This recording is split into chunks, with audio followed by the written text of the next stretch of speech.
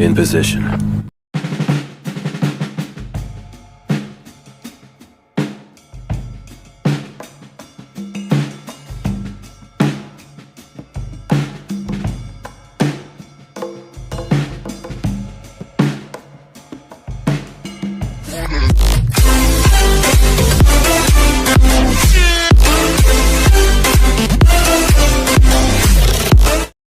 Sebuah film beradrenalin berjudul Sniper The White Raven akan menceritakan tentang seorang guru yang awalnya lemah dan cinta damai seketika berubah menjadi sosok penembak jitu yang sangat jago berkat motivasinya untuk membalaskan dendam kematian sang istri, yang pastinya jenis cerita seperti ini banyak sekali disukai oleh teman-teman semua.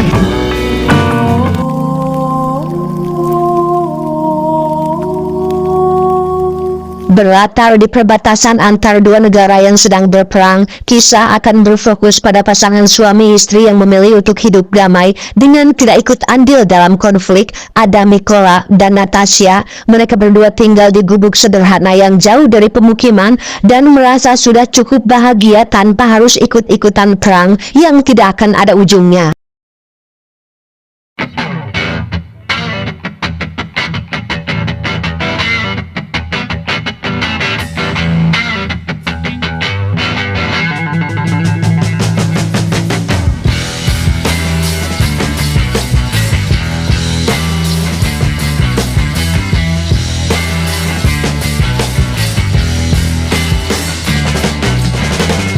Mikola sendiri adalah seorang guru matematika yang setiap hari berangkat mengajar menggunakan sepeda tuanya, sedangkan Natasha sendiri mengurusi rumah sambil sesekali melukis dan membuat karya seni sesuai dengan hobi dan bakatnya.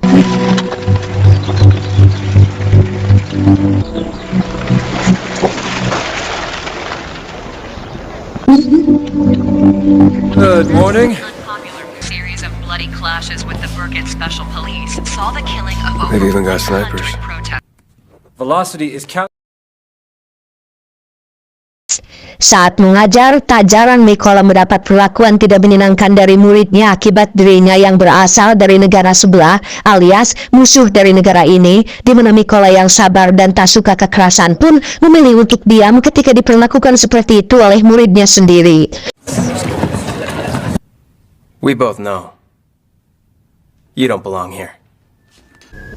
Dengan konflik yang sedang terjadi dan berbagai perlakuan yang tidak menyenangkan, Mikola nyatanya selalu merasa bahagia karena ketika pulang ke rumah, selalu ada istri yang menunggu untuk digauli, dan itu cukup membuat hari-harinya menjadi lebih berarti dan berkeringat.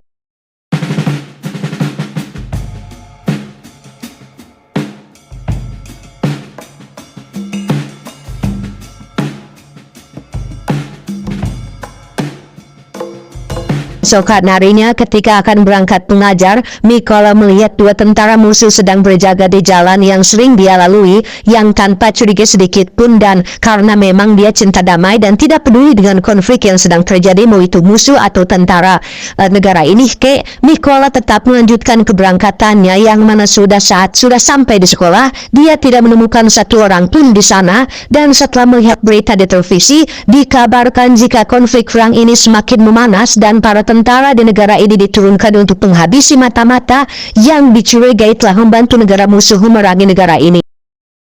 Saat itulah Mikola segera pulang ke rumah dan menemukan dua tentara tadi sedang menyiksa dan baru saja selesai memperkosa istrinya, di mana mereka berdua menganggap jika Natasha adalah mata-mata yang ditugaskan untuk mencari informasi, yang meski Mikola sudah menjelaskan jika dia adalah istrinya, mereka berdua tetap menyiksa dan membakar rumah mereka berdua, yang ketika Natasha kesal dan bermaksud untuk melempar mobil tentara mereka dengan batu, tiba-tiba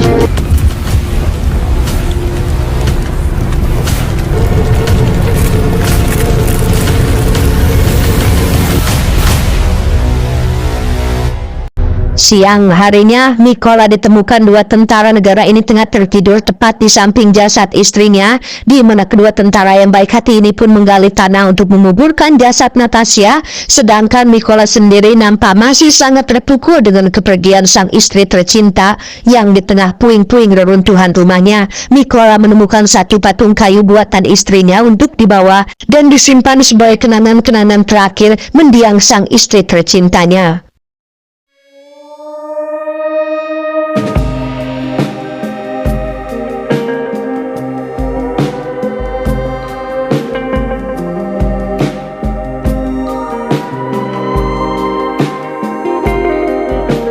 Kedua tentara baru ini pun membawa Mikola ke pangkalan militer untuk diamankan, di mana Mikola yang sudah tidak memiliki tujuan hidup lagi pun tiba-tiba berkata bahwa dia ingin ikut pelatihan militer dan mengusir tentara musuh dari negara ini dan tanah air mereka. Pada awalnya Mikola mendapat kesulitan dalam berbagai jenis latihan karena ya wajar saja sebagai seorang guru matematika yang cinta damai, anti kekerasan, dan tidak pernah latihan fisik, hal ini cukup sulit baginya. Tetapi dengan motivasi yang kuat dan timing yang tepat, tak butuh waktu lama bagi Mikola untuk bisa menjadi sosok baru, bahkan lebih unggul dari semua kandidat atau relawan yang ada.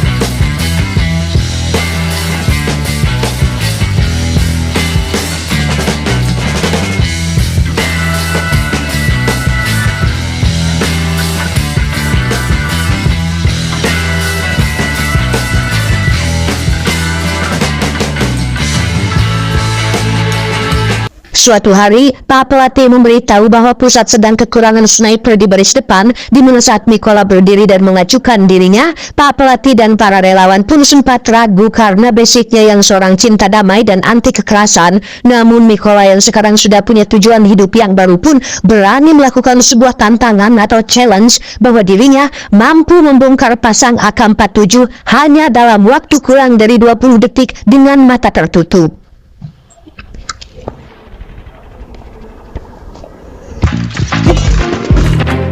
In 18 seconds! Dan ya, Mikola yang sekarang punya nama baru yakni Raven pun berhasil melakukannya dalam waktu hanya 18 detik saja, di mana Bapak Kapten yang menyaksikan ini pun melihat sebuah potensi besar pada diri Raven alias Mikola untuk bisa menjadi seorang prajurit tangguh yang tak terkalahkan. Your stuff inside the... Singkat cerita, Raven dan beberapa relawan terpilih pun dipindahkan ke tempat pelatihan khusus sniper, di mana mereka semua diberikan senapan berjenis SVD atau senapan runduk Dragunov, dan hanya Ravenlah satu-satunya relawan yang diberikan senapan berbeda, yaitu senapan biasa yang sudah tua, yang hal ini sengaja dilakukan karena Raven tidak punya basic militer dan masih baru dalam dunia kemiliteran. Meski diperlakukan berbeda dan selalu mendapat perlakuan tak sama, Raven menunjukkan mental dan tekad kuatnya ketika dia tidak bergeming sedikit pun ketika instruktur menembak tepat di samping tubuh para relawan, yang hal ini merupakan sebagian dari pelatihan sniper bahwa aturan dasar seorang sniper adalah tetap tak terlihat dalam keadaan apapun.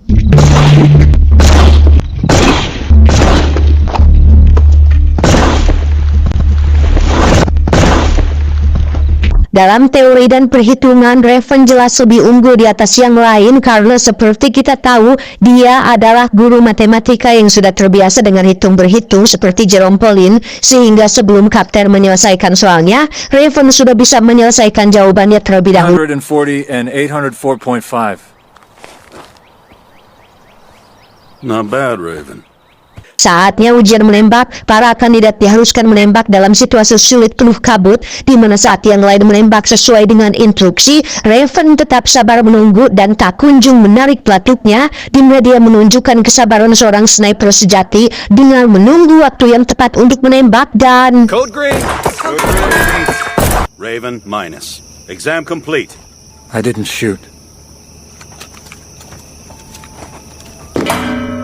+3, Raven.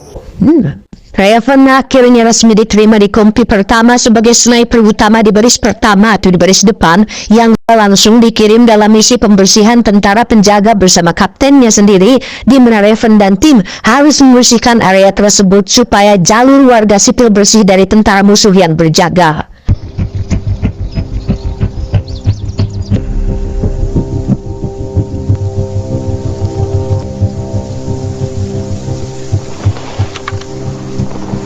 Saat itulah muncul sebuah mobil berisi dua warga sipil yang sepertinya pasangan suami istri yang akan memasuki negara ini, di mana para oknum tentara ini atau oknum musuh tentara ini pun menghadangnya dan bermaksud untuk memperkosa istri dari si warga sipil tersebut setelah si suami dibuat tak sadarkan diri. Dan sebelum semua itu terjadi, Raven dan tim sudah bersiap dengan targetnya sendiri dan...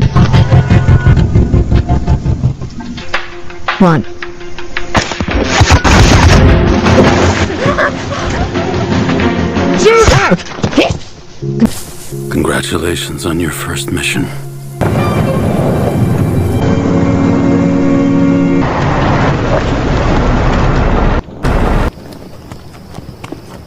Citing a policy ban on imported food from the EU and several other countries. Early elections after dissolving the current.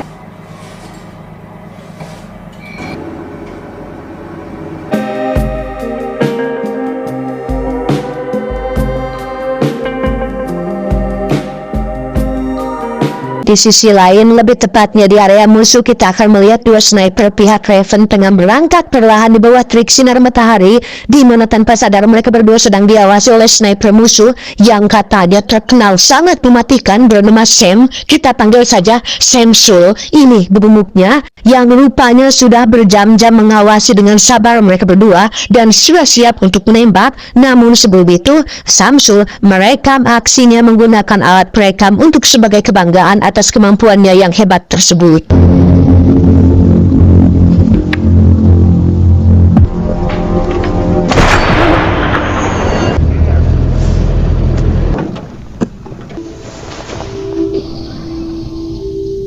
Jasad satu sniper ini pun berhasil dievakuasi ke pangkalan dan cukup membuat si kapten dan semua orang terkejut karena sniper ini terkenal paling jago dan paling hebat di pasukan mereka, sehingga kematiannya cukup menjadi sebuah pertanyaan tentang siapa sniper musuh yang sudah telah mampu membunuhnya. Untuk menggantikan misi ini, maka dikirimlah Raven, si kapten dan beberapa tim untuk memasuki wilayah tersebut, di mana mereka mulai berangkat pada pagi hari buta untuk bersiap kalau ada beberapa tentara musuh yang berkeliaran di area tersebut.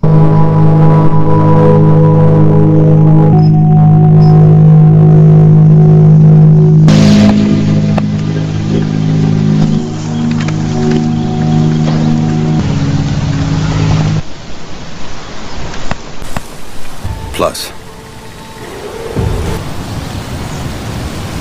Dan benar saja, beberapa saat setelah Raven dan tim memasang jebakan, muncullah beberapa tentara musuh yang salah satunya ternyata adalah murid si Raven yang pernah melakukan tindakan tidak menyenangkan, yang karena ini adalah tugas, Raven dan tim pun terpaksa harus membantai mereka semua tanpa rasa kasihan sedikit pun.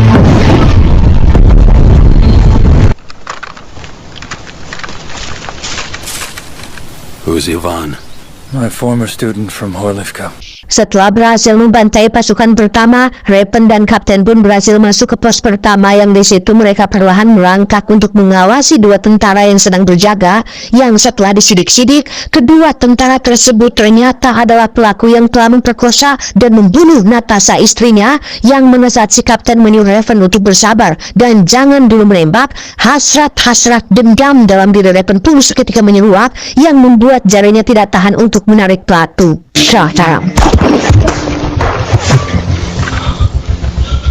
Dan ya, Raven berhasil membunuh satu dari dua pelaku tersebut, tetapi masalahnya sekarang adalah posisi dia dan si kapten berhasil ketahuan, sehingga satu pelaku yang tersisa pun langsung memberitahukan posisi tersebut, sehingga si sniper Samsul berhasil membunuh si kapten dengan cukup mudah. Sniper at 10 o'clock.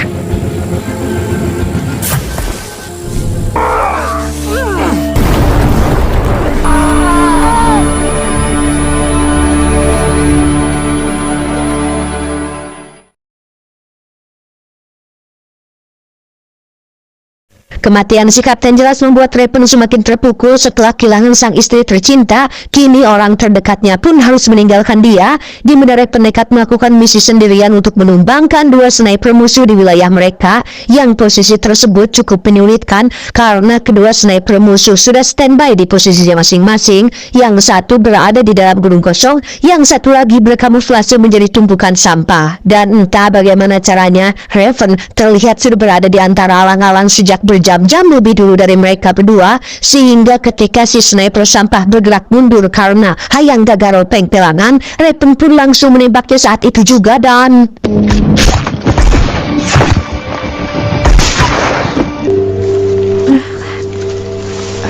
Berapa waktu berlalu, Raven pun dipanggil ke pangkalan pusat yang di situ sedang terjadi masalah serius ketika si sniper Samsul mempublikasikan rekaman video miliknya ketika membantai 5 sniper mereka dan 3 penembak senjata mesin termasuk si kapten, yang mana tujuan daripada dipublikasikan di rekaman tersebut adalah untuk menakut-nakuti pasukan di negara ini dalam rangka menekan mental semua tentara yang ada. He publishes his videos to demoralize. Berlokasi di sebuah pabrik kimia, Raven dan tim akan melakukan misi untuk membinasakan si sniper Samsul. Namun karena lokasi tersebut penuh dengan bahan kimia mudah meledak dan bisa menimbulkan pencemaran lingkungan, mereka semua harus bergerak sangat hati-hati dan jangan asal menembak. Sehingga rencananya adalah dengan membersihkan dulu musuh yang berkeliaran di bawah, barulah Raven sendirian akan bergerak untuk membunuh si sniper Samsul secara langsung.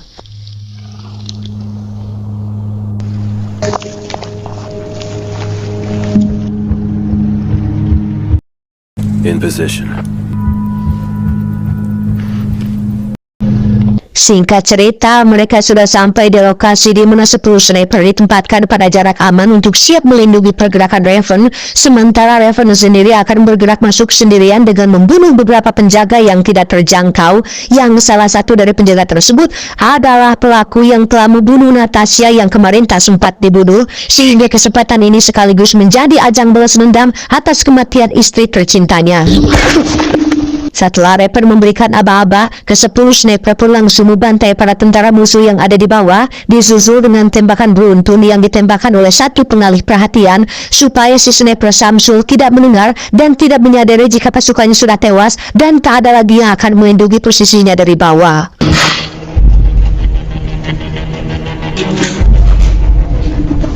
Perlahan, Raven pun mulai memasuki gedung pabrik kimia tersebut di mana Samsul menyuruh satu rekan sniper ini bernama Alex, ini bebangusnya, untuk menghubungi para pasukan pelindung di bawah, yang ketika mereka tidak membalas panggilan, Alex pun bangun dari posisinya untuk memeriksa ke bagian bawah. Saat itulah Raven diam-diam mendekati posisi paranting gadapang si Alex dengan senapan yang masih ada di tempatnya, di mana Raven meletakkan sebuah granat tepat di titik tersebut untuk membunuh si sniper Alex saat dia kembali nanti. Sementara itu, Samsul yang mulai khawatir dengan pasukannya pun memutuskan untuk bangun juga dari posisinya, di mana dia pergi ke atap gedung dan menemukan satu snipernya sudah tewas, sehingga dia mulai menyadari akan keberadaan pasukan yang sedang mengawasinya saat ini. We've got a 200 What happened? sniper. Ketika Samsul kembali ke posisinya, saat itulah dia melihat patung buatan Natasha terletak di depannya, yang ketika dia sedang heran, tiba-tiba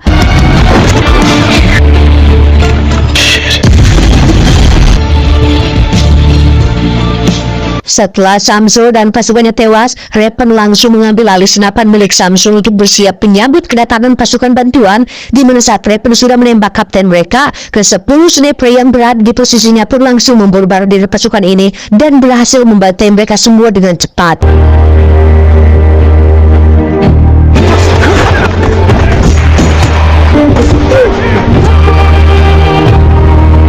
Setelah misi ini berhasil, Raven pun berjalan kembali ke arah rumahnya yang kini sudah lumutan dan tak terurus.